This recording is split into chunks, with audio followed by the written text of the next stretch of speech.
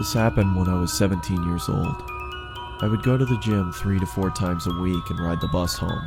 It was a Sunday and I had just missed my bus, so I had to wait longer for another one. I would have called my parents, but they were out for the evening, and taxis charged more, so I decided to sit and wait in the bus shelter. It was a cold night and snow had just started peppering the ground. My bus was taking longer than usual, so I got my phone out and listened to some music. Almost an hour had passed. It was freezing and I hadn't seen anyone at all. That was until I noticed something out of the corner of my eye. It was a creepy guy dressed in thick layers of clothing, walking slowly towards me. I knew staring at him would draw more attention, so I just focused on my phone. He sat down at the other end of the shelter and just stared at me. There was something off about him. He seemed like he was either drunk or on drugs. He then asked, "When is the bus due?"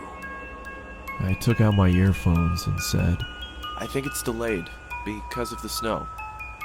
He stared at me for a while, then started mumbling to himself. He was really starting to creep me out, so I pretended to be on my phone. After a couple of minutes, I took another look. He'd moved closer to me.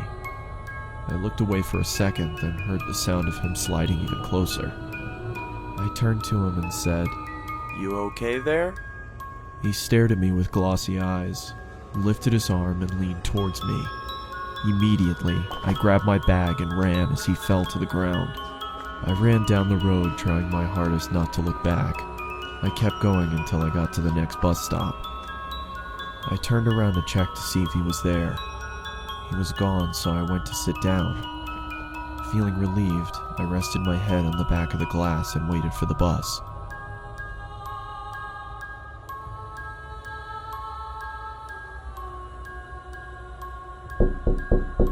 I jolted and turned around to see the same guy staring at me through the glass.